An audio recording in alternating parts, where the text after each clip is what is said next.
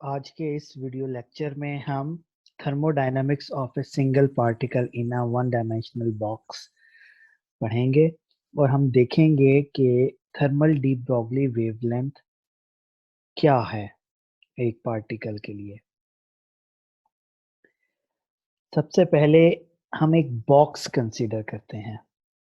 Let's suppose कि ये हमारे पास एक बॉक्स है और इस बॉक्स की जो लेंथ है वो L है। अब ये हमारे पास वन डायमेंशनल बॉक्स है। अब हमने ये वन डायमेंशनल बॉक्स जो है एक कंसीडर किया है, तो अब हम इसको m माइनस वन टाइम जो है रेप्लिकेट करेंगे।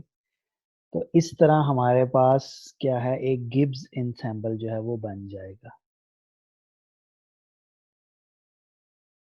गिब्स इंसेंबल बन जाएगा यानी हमारे पास हमने एक बॉक्स लिया जिसकी लेंथ हमारे पास L थी। हमने उस बॉक्स को m-1 टाइम्स जो है वो रेप्लिकेट कर दिया, तो हमारे पास एक एक इंसेंबल बन गया। अब ये जो इंसेंबल है ये हमारे पास क्या है, गिब्स इंसेंबल है। अब हमारे पास एक पार्टिकल है, अब वो इस बॉक्स के अंदर कहीं भी मौजूद है। अब अगर हमने उस पार्टिकल की थर्मोडायनामिक्स को स्टडी करना है, तो हमने सबसे पहले इस बॉक्स के अंदर उस पार्टिकल की जो अवेलेबल क्वांटम स्टेट्स हैं, सबसे पहले हमने उनको देखना है। फिर हमने उसकी एनर्जी को कैलकुलेट करना है और जब हम एनर्जी को कैलकुलेट कर लेंगे फिर उसके बाद हमने उसका पार्टीशन फंक्शन कैलकुलेट करना है। जब हम पार्टीशन फंक्शन को कैलकुलेट कर लेंगे तो फिर हमने उसकी जो है थर्मोडायनामिकल जो पैरामीटर्स हैं, जैसे हमने उसकी गिब्स फ्री एनर्जी जो है वो कैलकुलेट कर लेंगे और फिर वहां से उसकी स्पेसिफिक हीट जो है वो कैलकुलेट कर लेंगे। तो सबसे पहले हमने क्या है, इंडिपेंडेंट क्वांटम स्टेट्स नंबर 1 पे हमने क्या करना है, इंडिपेंडेंट क्वांटम स्टेट्स जो है वो फाइंड आउट करने हैं। नंबर 2 पे हमने क्या करना है, उसकी एनर्जीज को कैलकुलेट करना है। और नंबर 3 पे हमने क्या करना है, पार्टीशन फंक्शन को फाइंड आउट करना है।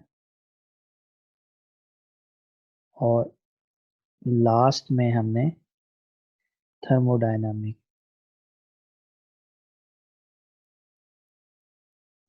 मिक्स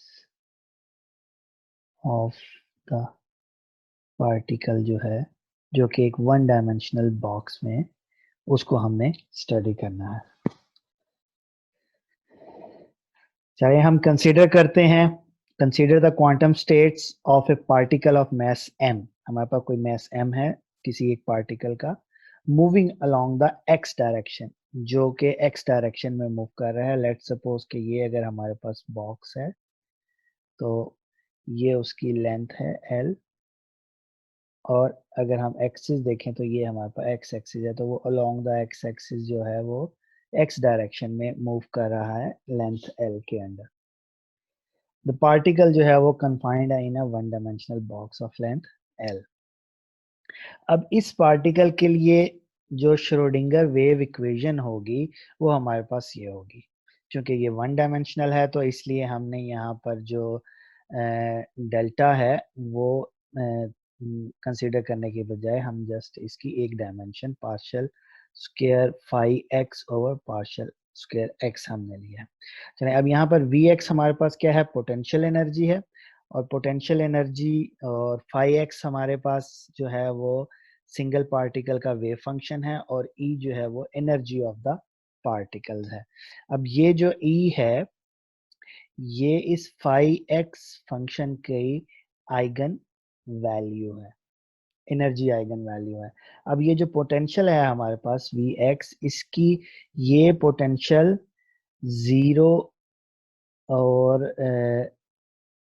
एक्स जो है वो जीरो और एल के दरमियान, यानी जो एक्स की डायमेंशन है यहाँ पर अगर वो जीरो है तो यहाँ पर वो एल है, तो इसके दरमियान जो पोटेंशियल है वो जीरो है, और इसके बाहर जो है वो पोटेंशियल जो है वो इनफिनिट है। लेट्स सपोज अगर हम इसको इस तरीके से देखें तो ये आपके पास जीरो है, ये एल है, तो इसके इन बिटवीन जो पोटेंशियल है वी एक्स वो जीरो है, और इसके आउट जो है वो इन्फिनिट है, इधर भी इन्फिनिट है और इधर भी इन्फिनिट है। वी एक्स जो है, इधर भी वी एक्स जो है वो इन्फिनिट है। तो ये यानी अभी हमारे पास दो बाउंड्री कंडीशंस आ गई, यानी हमारे पास ये एक तरह से वन डायमेंशनल पोटेंशियल वेल के अंदर ये मौजूद है, जिसके आउटसाइड द दीज वॉल जो है वो पोटेंशियल हमारे पास इन्फिनिट है, और इनसाइड द वॉल जो है वो पोटेंशियल जो हमारे पास जीरो है। तो अब हमारे पास बाउंड्री कंडीशंस आ गई, दो बाउंड्री कंडीशन है, एक बाउंड्री कंडीशन जीरो है और एक बाउंड्री कंडीशन हमारे पास एल है। तो अब हमने ऐसा कोई फंक्शन सपोज करना है जो इन दोनों बाउंड्री कंडीशन को सेटिस्फाई करे। तो अब इसी श्रोडिंगर वेव इक्वेशन का जो सॉल्यूशन है जो कि उसकी बाउंड्री कंडीशन को सेटिस्फाई करता है, तो वो एक स्टैंडिंग वेव है, और उस स्टैंडिंग वेव का जो वेव इक्वेशन जो है वो ये सामने है हमारे पास, यानी phi n x is equal to a sine n pi x over L. अब हमारे पास जो फर्स्ट बाउंड्री कंडीशन क्या थी, फर्स्ट बाउंड्री कंडीशन थी जीरो। अगर मैं अब x की जगह जीरो पुट करता हूं तो साइन जीरो ये जीरो हो जाएगा, तो फाई एन एक्स भी हमारे पास जीरो हो जाएगा। अगर मैं दूसरी बाउंड्री कंडीशन पुट करता हूं जो कि l है, अगर मैं इसमें l को पुट करता हूं तो x की जगह l, l ओवर l, ये l से l कैंसिल हो गया, ये n पाई आ गया। अब अगर मैं n की वैल्यूज अब मैंने देखनी है, अब मुझे जो n की वैल्यूज हैं उसके ऊपर कंडीशन है कि वो पॉजिटिव होंगी और नॉन जीरो इंटीजर होंगी, यानी वो 1 2 3 and up to so on. तो इस तरह मेरे पास क्या आएगा, पाई, 2 पाई, 3 पाई, 4 पाई एंड सो ऑन। तो इसके ऊपर जो साइन की वैल्यू है पाई के ऊपर 1 होगी, 2 पाई के ऊपर भी 1 होगी, 3 पाई के, 4 पाई एंड टू सो ऑन। तो मेरे पास ये साइन की वैल्यू जो होगी सॉरी, पाई के ऊपर साइन की वैल्यू जीरो होगी, 2 पाई के ऊपर भी साइन की वैल्यू जो है वो जीरो होगी, और 3 पाई के ऊपर भी साइन की वैल्यू जो है वो जीरो होगी जब मैं यहाँ पर एक्स की जगह जो है वो एल पुट करूंगा, एंड सो ऑन। इस तरह ये जो है बाउंड्री कंडीशन जो है वो सेटिस्फाई हो जाएगी। लेकिन अगर मैं ये साइन वेव फंक्शन जो है वो साइन की बजाय कॉज ले लेता हूँ, तो अगर मैं उसके ऊपर जीरो बाउंड्री कंडीशन पुट करूंगा तो कॉज जीरो जो होता है वो 1 के इक्वल आएगा, तो वो बाउंड्री कंडीशन जो है वो सेटिस्फाई नहीं होगी, ये फंक्शन नहीं करेगा। तो फिर मुझे ये फाई एन एक्स जो है वो ए sine n pi x over L ही लेना पड़ेगा, वही जो है सूटेबल फंक्शन है, जो सोल्यूशन है श्रोडिंगर वेव इक्वेशन का, जो कि हमारी बाउंड्री कंडीशन को सेटिस्फाई कर रहा है। अब हमने कहा था कि हम independent solution of Schrodinger equation जो लेना चाहते हैं, जो कि इंडिपेंडेंट क्वांटम स्टेट्स के अकॉर्डिंग होंगे। तो अब हमने कहा था हमने नॉन जीरो और पॉजिटिव वैल्यू लेनी है एन की।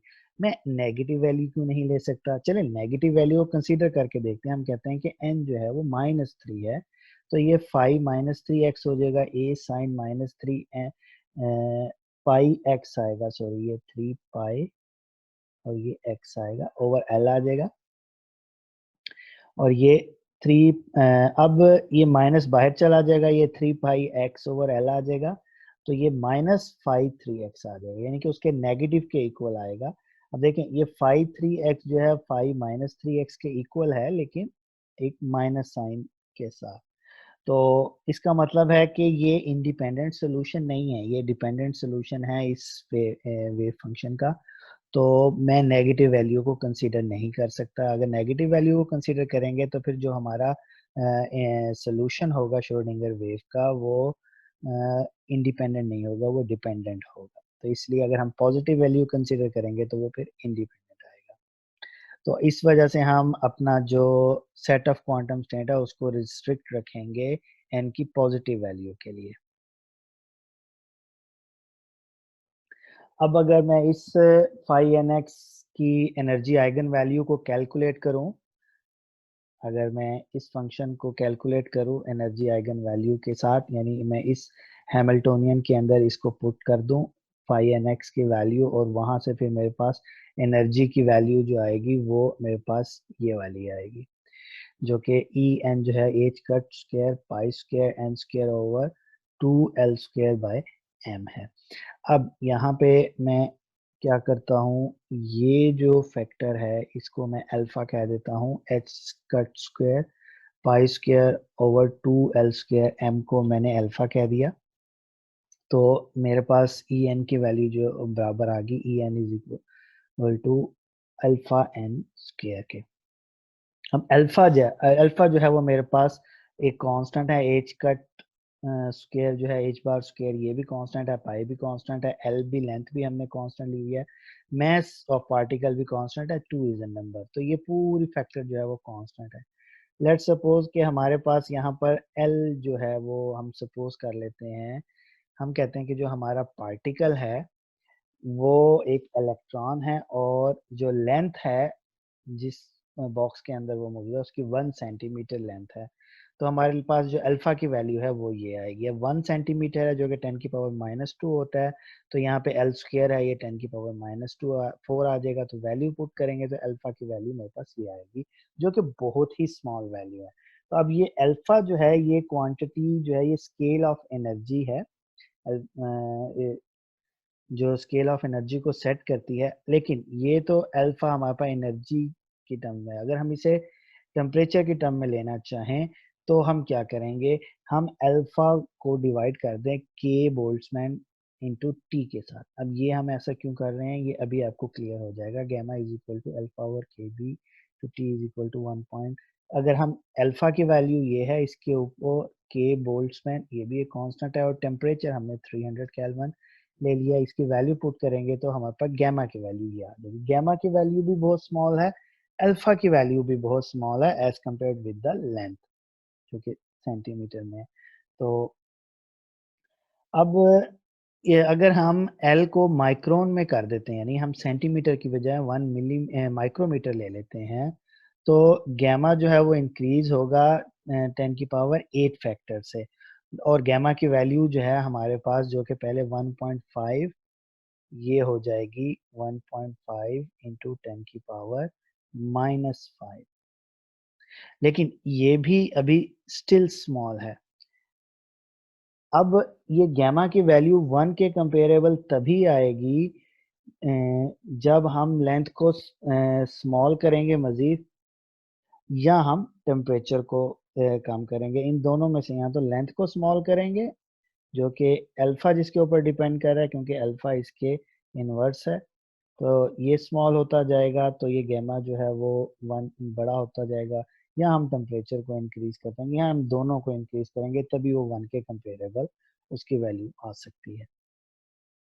अब हम इसके लिए पार्टीशन फंक्शन क्या लिखेंगे, जो ट्रांसलेशन मोशन है इसकी 1 डायमेंशन के अंदर, तो उसका पार्टीशन फंक्शन हमें पता है कि पार्टीशन फंक्शन जो है वो समेशन होता है n की power 1 to infinity e raise the power minus capital E n over k Boltzmann into T, ये पार्टीशन फंक्शन है।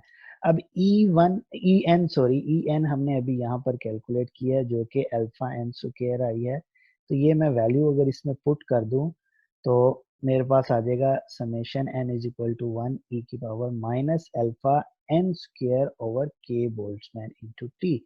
अब अल्फा ओवर के बोल्ट्जमैन जो है, यानी alpha over k Boltzmann into T, ये मैंने गैमा लिया था, तो मैं यहाँ पर पुट करूंगा तो मेरा partition function in terms of gamma आ गया, जो कि e n summation n is equal to 1 to infinity e की power minus gamma n square आ गया। अब अल्फा हमारे पास इसके इक्वल है, और जबकि गेमा हमारे पास इसके इक्वल है, यानी गेमा जो है वो अल्फा को के बी 1/t से डिवाइड किया तो वो हमारे पास गेमा आ गया। अब गैमा की वैल्यू जो है वो बहुत ही माइन्यूट है। अब इसकी अगर मैं सक्सेसिव वैल्यूज ऑफ एक्सपोनेंशियल की लूंगा तो वो बहुत स्मॉल वैल्यू होगी अपनी पिछली वैल्यू से, और उसमें जो चेंज आएगा वो बहुत ही टाइनी अमाउंट का आएगा। अब चूंकि इस तरह ये जो हमारे पास समेशन है ये कंटिन्यूस हो जाएगा। अगर हम गैमा को बहुत, गैमा चूंकि बहुत स्मॉल है तो ई की power minus gamma n square जो है उससे भी स्मॉल होगा, तो ये कंटिन्यूस वैल्यू देगा। तो इससे मैं क्या होगा कि जो सम में है यानी समेशन जो है ये इंटीग्रल से रिप्लेस कर सकते हैं, जो कि एक अप्रोक्सीमेशन है।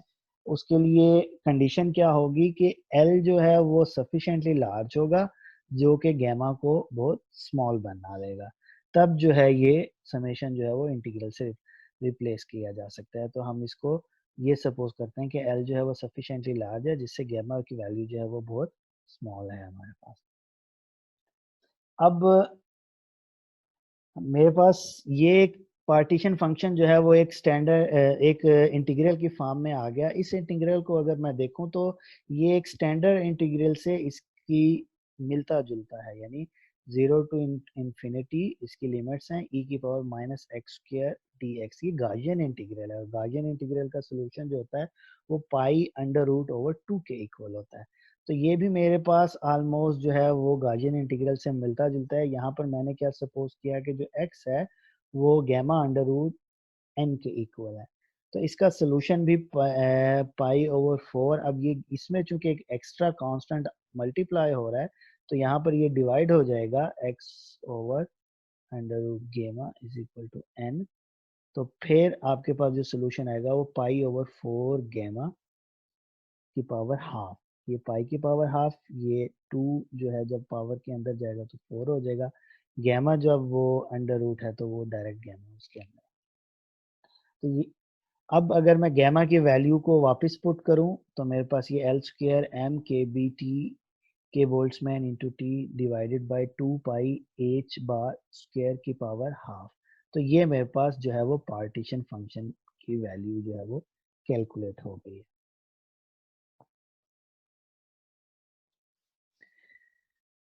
अब पार्टीशन फंक्शन मेरे पास आ गया, इसमें से मैं एल को इस 1/2 पावर से बाहर ले जाता हूँ तो ये एल आ जाएगा, ये एल स्क्र था ये एल हो जाएगा।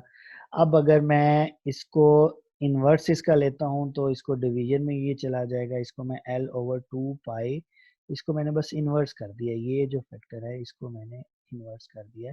ये 2 pi h bar square divided by m k Boltzmann into t की पावर हाफ। तो इसको मैं L ओवर लेमडा डी, अब ये जो लेमडा डी जो है वो इस फैक्टर के इक्वल है हमारे पास।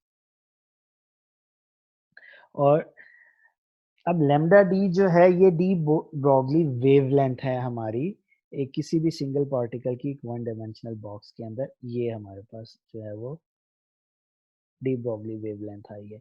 अब अगर आप डी ब्रॉगली वेवलेंथ को देखें तो ये किसी भी डायमेंशन के ऊपर डिपेंड नहीं कर रही है।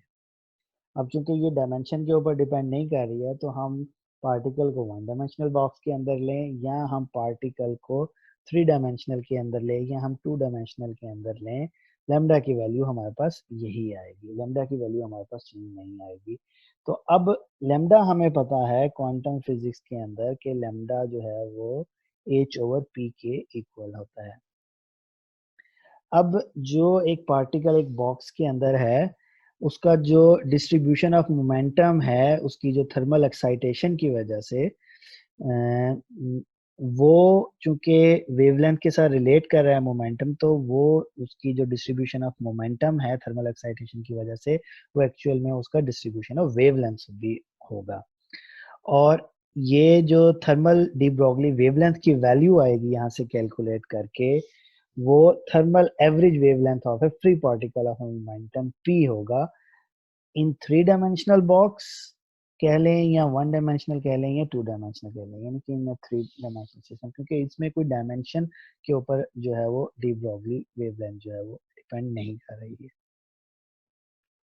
अब हमारे पास चूंकि पार्टीशन फंक्शन की वैल्यू आ चुकी थी, हम इस पार्टीशन फंक्शन को अब गिब्स फ्री एनर्जी के अंदर पुट करते हैं। हमने लास्ट टाइम कैलकुलेट किया था, F is equal to minus k Boltzmann t into l n g, ये हमारे पास फार्मूला था गिब्स फ्री एनर्जी का। तो अब z की वैल्यू में वहां से पार्टीशन फंक्शन है वो मैंने वैल्यू पुट की, ये आ गया। इसको अब मुझे पता है अगर मैं इसकी एंट्रोपी कैलकुलेट करना चाहूँ, मुझे पता है entropy s is equal to minus partial f over partial t at constant volume आ जाएगी। और अगर मैं इसमें पार्शियल एफ ये वैल्यू पुट करूं और इसे टी की रिस्पेक्ट से इसका डेरिवेशन लूं तो मेरे पास ये वैल्यू आएगी एंट्रोपी की।